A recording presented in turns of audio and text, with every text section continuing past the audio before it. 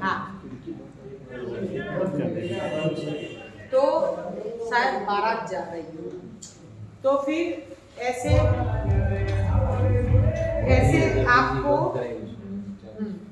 ऐसे आपको जब आप चातुर्मास कर रहे हो तो आप भगवान पे श्रद्धा रख के, और जब आप नहीं कर पाते हो ना तो सेमिनार कई जगह पे चालू रहते हैं। हमारे गुरुजी के सेमिनार हर जगह पे रहते हैं। जैसे बम्बई वाले हैं तो लोनावाला चले जाए, सूरत चले जाए, नासिक चले जाए। जैसे यहाँ वाले हैं तो गुजरात में भी सेमिनार होते रहते, सूरत तक। तो और कोई भोपाल आना चाहता है तो भोपाल में तो हर महीने 3 सेमिनार होते हैं। तो आप लगातार अपनी तपश्चर्या करने के लिए आप कहीं भी जा सकते हो। भोपाल में तो और भी सेमिनार के अलावा 40 दिन रुकने की, उधर नेचुरोपैथी की हॉस्पिटल है, उधर तो व्यवस्था है पूरी। तो आप ऐसे भोपाल भी जा सकते हो। यहाँ पे आप 8 दिन अंगूर का कर रहे हैं और आपको 21 दिन पूरे करने हैं, तो आपको अंगूर अहमदाबाद हमारे सेंटर से मिल जाएंगे, लेकिन प्री ऑर्डर बुक करवाना पड़े, 1 हफ्ते का साथ में अंगूर लेना पड़े तो आप कर पाओगे। और कोई आप चाहता है कि हम घर पे नहीं कर पाएंगे, हमें भोपाल आना है, तो भी आप भोपाल कनेक्टेड शिविर, क्योंकि भोपाल भी ऑर्गेनिक अंगूर वाला ही है, लेकिन यहाँ से कनेक्टेड जो है आपको आज ही बुकिंग करवाना पड़े। उधर 100 जने 100 से ऊपर जा चुके हैं, व्यवस्था नहीं है, लेकिन अभी आपको डॉर्मेट्री में शायद जगह मिल सकती है। यहाँ से जाने के बाद पहला बुकिंग करवाइए, वहां पहले पूछिए अगर जगह है तो, क्योंकि यहाँ से ये तो आ रहे हैं काजल बहन, हाँ ये कनेक्टेड है। हाँ, तो 4 तारीख शाम को आपको यहाँ से ट्रेन है सीधी सोमनाथ जबलपुर, इनके साथ ही बैठ जाना है। तो टिकट वो सब आज ही आपको करना पड़ेगा। हरीश भाई को बोल के, एजेंट है, टिकट करवा देंगे, लेकिन पहले उधर जगह है कि तो वो कर देंगे, वो इनको सिखा देना। नहीं, गेट के बाहर आता है, ये जो अपना मेन गेट है ना, वहां से बाहर थोड़े रोड पे जाओगे ना, वहां नेटवर्क आता है, क्योंकि ऑनलाइन बुकिंग है। हाँ, तो कोई आना चाहता है कनेक्टेड 21 दिन जिनको करना है अंगूर पे, तो यहाँ से सीधे भोपाल चले आए। केवल भोपाल में हमें उनको कहना होगा कि हम कनेक्टेड रहना चाहते हैं और हमें अंगूर पे ही करना है, क्योंकि अंगूर की व्यवस्था हमें करनी है, ऑर्गेनिक अंगूर की। तो वो हमें यहाँ से ट्रांसपोर्ट में कर दिया। हाँ, ओके बोला ना। हाँ, बस ऐसे ऐसे आप मैसेज कर दो और अंदर फॉर्म भरते टाइम अंदर लिख दो। तो क्या है, हमें यहाँ से जो ट्रांसपोर्ट में सामान भिजवाना है वो हमें महाराष्ट्र से ये अंगूर आता है, वहां कहलवाना पड़ेगा, तब वो जाएगा। वहां पहुंचने में 2 दिन लगते हैं, आज भेजेंगे कल पहुंचेगा। 10 दिन का वहां 10 दिन का, तो आपके हो जाएंगे ना? हो जाएंगे। यहाँ पे आपके समझो 8 दिन और 9-10 आपका जैसे इसमें रहेंगे आप, 9वें दिन आपका सफर रहेगा, तो आप यहीं से अंगूर खरीद के अपने साथ रख लोगे तो आप अंगूर पे रह पाओगे। और फिर वहां पे पहुंच के आपको अंगूर ही मिलने वाले हैं, तो 10 दिन हो जाएंगे, शायद 20 दिन तो हो जाएंगे। और इतना सुना है तो क्या आप अपने आप को 2-3 दिन और ज्यादा नहीं कर पाओगे? कर पाओगे। तो फिर आपके 21 दिन यानी कि आपका पहला पड़ाव पूरा हो जाएगा। ये 10 दिन में इतना परिणाम नहीं मिलता है, ये तो केवल स्कूलिंग है, हम आपको सिखा रहे हैं कैसे रहा जाएगा। पिछली बार घर पे भी जाके कर सकते हैं। हाँ, घर पे भी जाके कर सकते हैं, मंगवा के कंटिन्यू करना है तो घर पे भी कर सकते हैं, लेकिन जैसे जिसको सुविधा है कि चलो भाई अकेले है, हमें घर पे कोई टेंशन नहीं है, तो आप दूसरा सेमिनार उधर कर लो। तो लगातार ये ऑर्गेनिक अंगूर केवल 1.5-2 महीना ही आते हैं। 10 फरवरी से शुरू होते हैं और समझो ये 10 अप्रैल से पहले ही खत्म हो जाते हैं। 2 ही महीना आते हैं मुश्किल से। और ऑर्गेनिक अंगूर पे पिछली बार हमारे एक साधक आए थे पूना से, नाम मैं भूल गई, उनको लंग्स का 4th स्टेज का कैंसर था और दोबारा डिटेक्ट हुआ था, दोबारा उनका भी ठीक हो चुका है। ठीक है, बिल्कुल उनका दर्द भी नहीं है और कोई उनके रिपोर्ट भी हर 3 महीने करवा रहे हैं, बिल्कुल नील आ रहा है, कोई दवाई भी चालू नहीं है।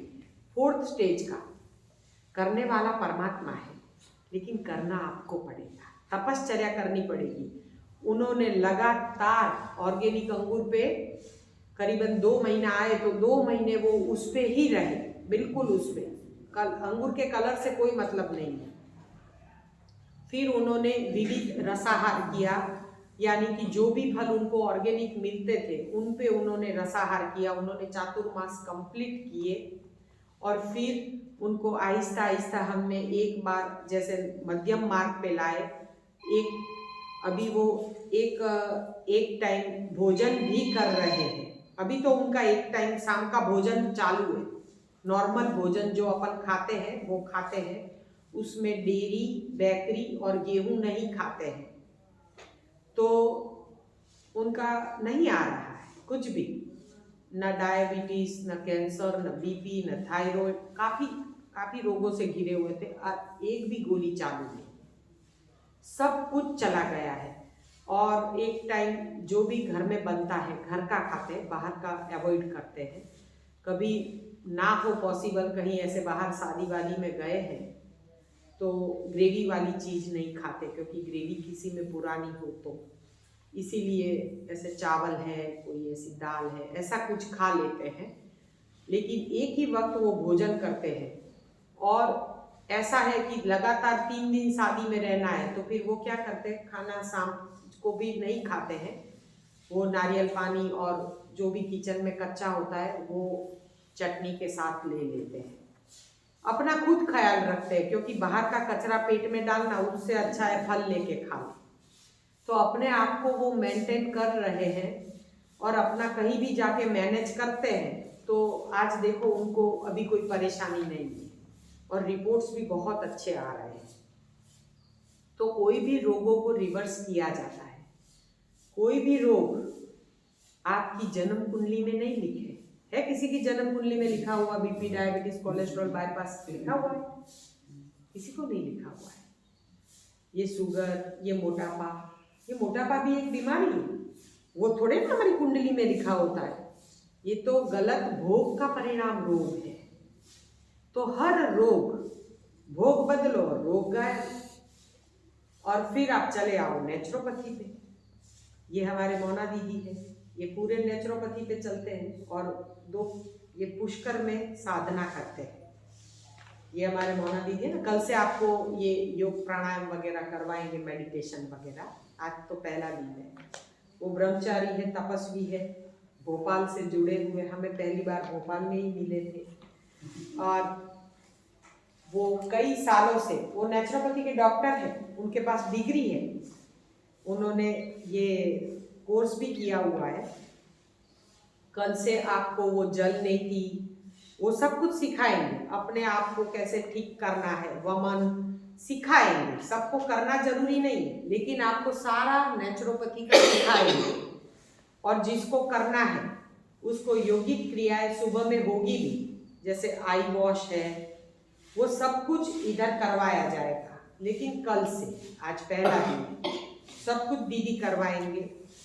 वो नेचुरोपैथी के डॉक्टर भी है और उनका काफ़ी सालों का, हमसे भी पुराना उनका अनुभव है। तो उनके वो पुष्कर में उनका आश्रम है और पुष्कर में वो साधना करते हैं। हिमालय पे भी जाते हैं साधना करने के लिए। कई महीनों तक वो मेडिटेशन में ऐसे मौन रहते हैं। उनका नाम ही मौना दीदी है। तो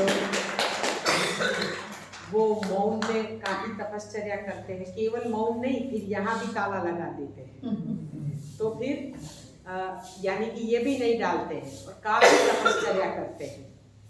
तो ऐसे तपस्वी हमारे साथ है और हमें ये पूरी शिविर में उनका पूरा लाभ हमें लेना है।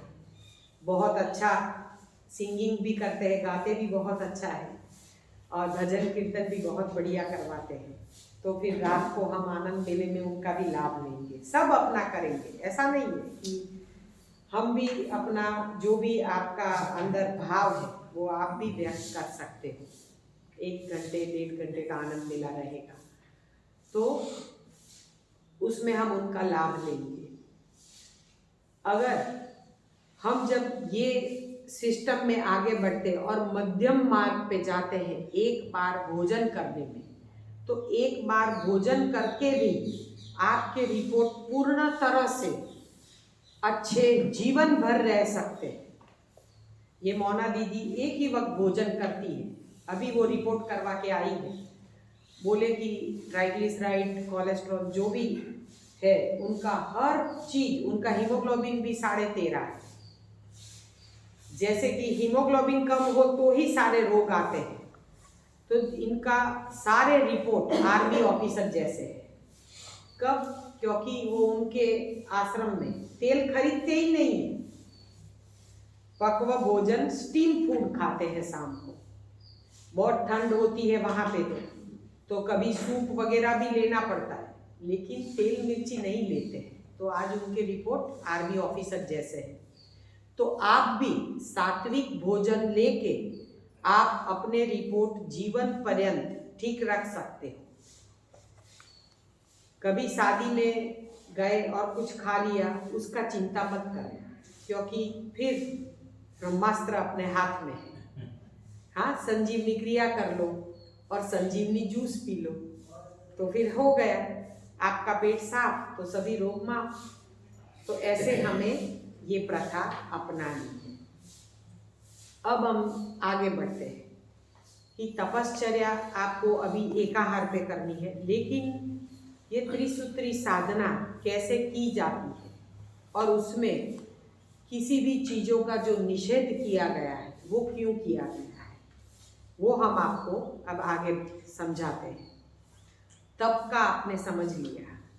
अब ये सिस्टम में शुरुआत में हम सबको 12 बजे तक उपवास करवाते हैं। उसका क्यों महत्व है? उठने के बाद 6 से 8 घंटे का उपवास यानी लंघन।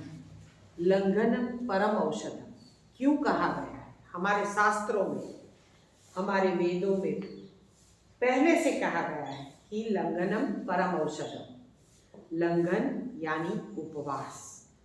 उपवास परम औषध क्यों है? हमें पता है आपको उबासी आती है।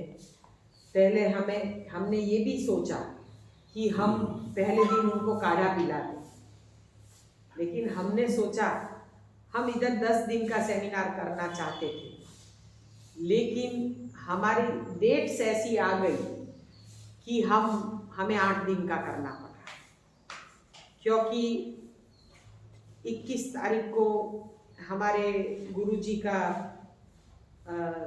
मैरिज की एनिवर्सरी की 50 साल पूरे कर रहे थे, तो उनका बड़ा फंक्शन था अमरेली में, हमें उधर जाना था। तो 22 का उनका फंक्शन था, हम 23 से कैसे रखते, क्योंकि हम वहाँ से आए एक दिन हमें ये सब इधर सामान लाना यानी अगले दिन, और फिर हम कर सकते हैं। अब यहाँ पे ख़त्म होगा और गोपाल का 1 साल का तो उनका टाइम टेबल आ जाता है, पहले से ही फिक्स होता है डेट। उनका 5 तारीख था, तो हम 3 तारीख को घर पे पहुँचे, तो 4 को हम निकले तो 5 को भोपाल पहुँचे, तो इसीलिए हमें 8 दिन करने पड़े। तो अब ये जो 8 दिन आप अंगूर पे रहोगे और फिर आप अगर घर पे जाके सीधे थाली पे टूट पड़ोगे तो बहुत नुकसान होगा, क्योंकि उपवास करना बहुत आसान है, क्योंकि सेमिनार में चले गए तो उपवास तो हो गए, लेकिन उपवास को छोड़ना वो बहुत मुश्किल काम है। उस उपवास को छोड़ने के लिए ही हमें सच में भोपाल जैसी जगह पे जाना चाहिए, क्योंकि वहाँ पे अच्छे से उपवास को छुड़वाया जाता है कि आप एकदम से टूट ना पड़ो। तो जब भी आप तपश्चर्या करते हो और सुबह का लंघन करते हो, तो उसमें आपके शरीर के अंदर एक ऑटोफेगी सिस्टम एक्टिव होती है। यानी आपके अंदर जो जीव की शक्ति काम करती है वो जागरूक होती है। तपश्चर्या से जीव की शक्ति जागरूक होती है। ऑटोफेगी सिस्टम उसका इंग्लिश नाम है, उसका हिंदी वर्जन होता है स्वयं पोषण की प्रक्रिया।